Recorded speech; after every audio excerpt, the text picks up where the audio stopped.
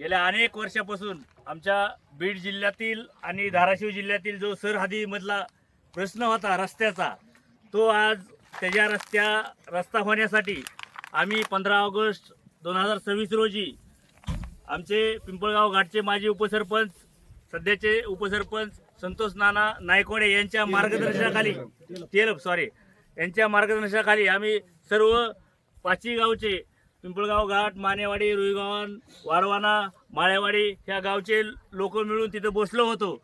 त्याची भेट घेण्याकरिता स्वतः आपल्यासोबत तहसीलदार साहेब आहेत, त्यांनी ह्याची दखल घेतली आणि आज तो प्रश्न मार्गी लागण्याच्या दिशेने वाटचाल करत आहे.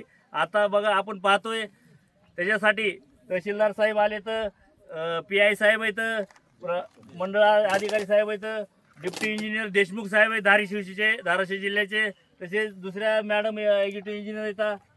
ह्या सर्वांचं प्रथम आम्ही सगळं पाची गावाच्या वतीने मनपूर्वक अभिनंदन आणि आभार मानतो.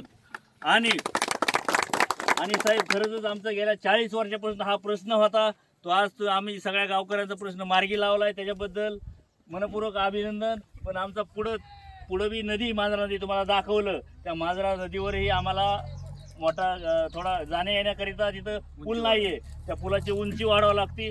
एवढी विनंती आमच्या सर्व पाची गावचे ठराव देतो तुम्हाला, त्या स्तरावर तुमच्या स्तरावर तुम्ही पाठपुरावा करतालच. तसेच आम्हाला अशोक शेठजी लोळा यांनीही खूप सहकार्य केले त्यांच्या लेवलला, त्यांचंही मनपूर्वक अभिनंदन. आणि सर्वच जे उपोषणकर्त्याला पाठबळ देत होते त्या सगळ्याच्या आंदोलनाला यश आले, सगळ्यांचं मनपूर्वक अभिनंदन. पुढे आपली अशी जी की राहू द्या आणि शेतकऱ्याला कुणालाही त्रास होणार नाही ही दक्षताही आपण घेतली. जेवढं लागतंय तेवढं आपला साहेब 40 फुटाचा रस्ता करून द्यायला लागले. त्याच्यामुळं साहेब आमचा रस्ता आता उद्याला तुम्ही ह्या रस्त्याने धाराशिवला जाऊ शकता, असं आम्ही 1-2 दिवसात ते करू. त्यामुळे तुमचं मनपूर्वक आभार. 2 शब्द साहेब बोलतील.